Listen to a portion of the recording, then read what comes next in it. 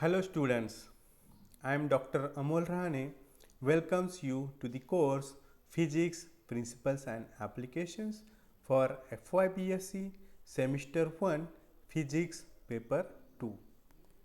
So we are studying the fourth chapter Sources of Electromagnetic Waves. In the previous lectures, we have studied the electromagnetic spectrum in detail. We have also studied the different types of electromagnetic radiation.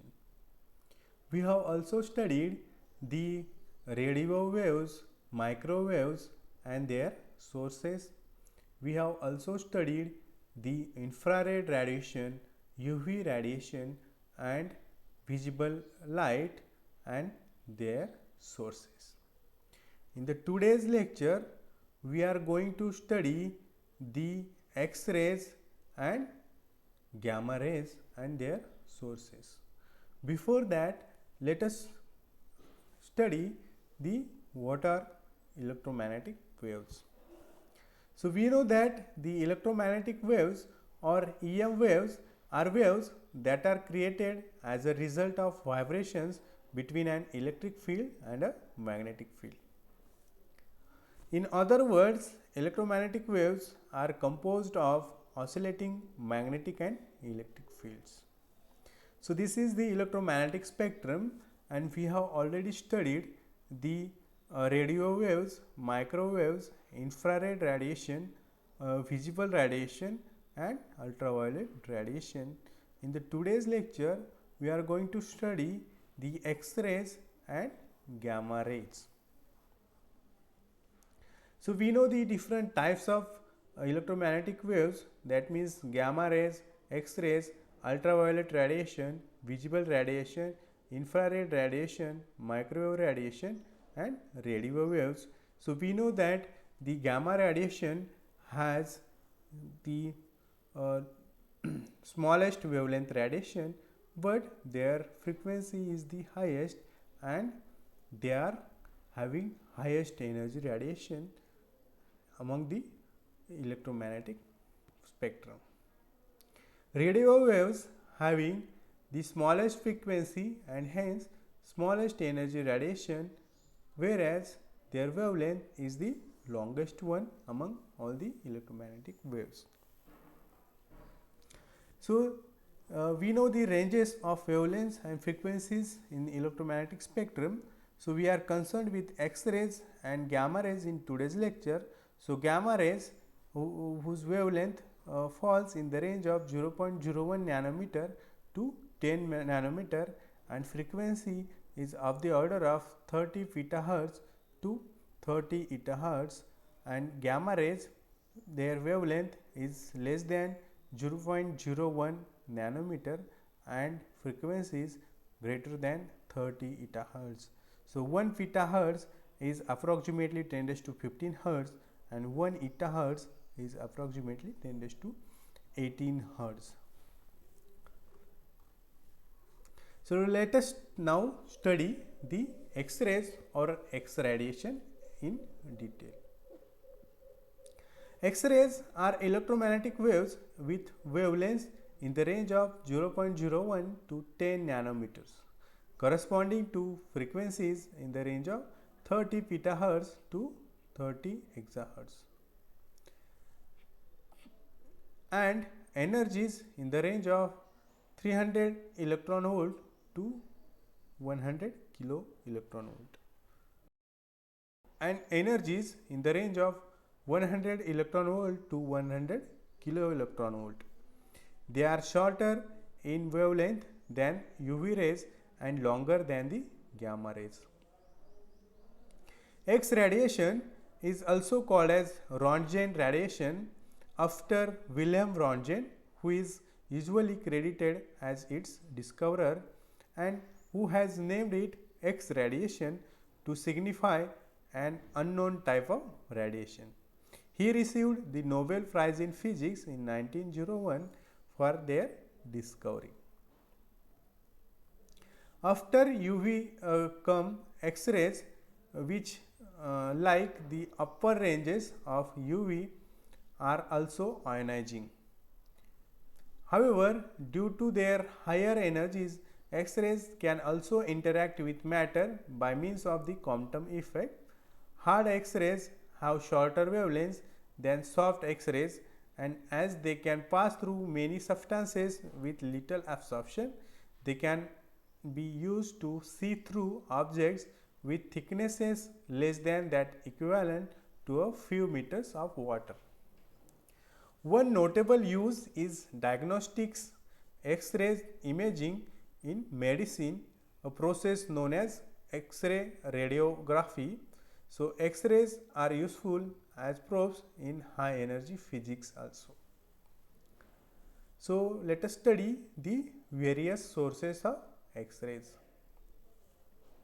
In astronomical objects such as the accretion disk around neutron stars and black holes emit X-rays, enabling studies of these phenomena. X-rays are also emitted by the coronas of stars and are strongly emitted by some types of nebulae. X-ray excitation and ejection of core atomic electrons, quantum scattering for low atomic numbers, that all the properties they are given by the X-rays, right. So, excitation and ejection of core atomic electrons and quantum scattering are the effects when X-rays are incident on the metals. X-rays are produced in laboratory in an apparatus called as Coolidge tube. So, Coolidge tube is an apparatus where the X-rays can be produced. The Coolidge tube consists of a glass tube having high vacuum, a filament which acts as a cathode, and an anode which emit the X-rays. As the cathode filament is heated, it emits electrons.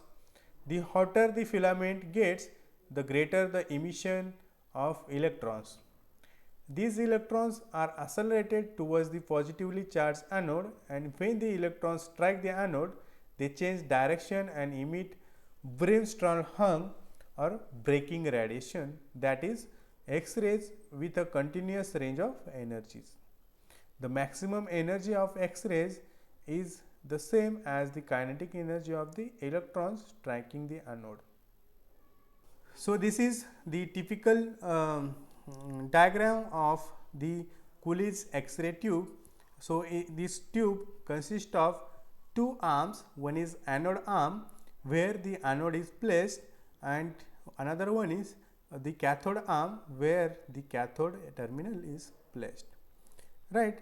So, the glass tube having high vacuum. So, inside this glass tube is high vacuum is there, a filament which acts as a cathode. So, this is the filament which acts as a cathode, and anode which emits X-rays.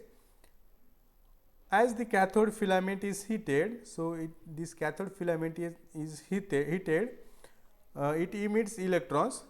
The hotter the filament gets, the greater the emission of electrons, and these electrons they will fall on the anode, right. So, these electrons they will strike on the anode, because anode is at the positive potential as compared to the cathode, and these electrons they are negatively charged, they will be attracted towards the positively charged anode, and when the electrons strike on the anode, these anode emit the radiation, right. So, this radiation, when the electron strikes on the anode, they change direction and emit breaking radiation. So, the brimstone or breaking radiation is called as X-rays are emitted with a continuous range of energies. So, these X-rays will be emitted with continuous range of energies, and the maximum energy of X-rays is the same as the kinetic energy of the electron striking the anode. So, this is the working of Coolidge tube. After the X-rays, there comes the gamma rays. After X-rays comes gamma rays, which were discovered by Paul Ulrich Villard in 1900. These are the most energetic photons having no defined lower limit to their wavelength. Gamma rays typically have frequencies about 10 exahertz or 10 raised to greater than 10 raised to 19 hertz, and therefore have energies above 100 kilo electron volt and wavelengths less than 10 picometers, that means less than the diameter of an atom. In astronomy, they are valuable for studying high energy objects or regions. However, as with X-rays, this can only be done with telescope outside the Earth's atmosphere. That means only using the telescopes that are placed outside the Earth atmosphere, they can detect the uh, gamma rays and X-rays.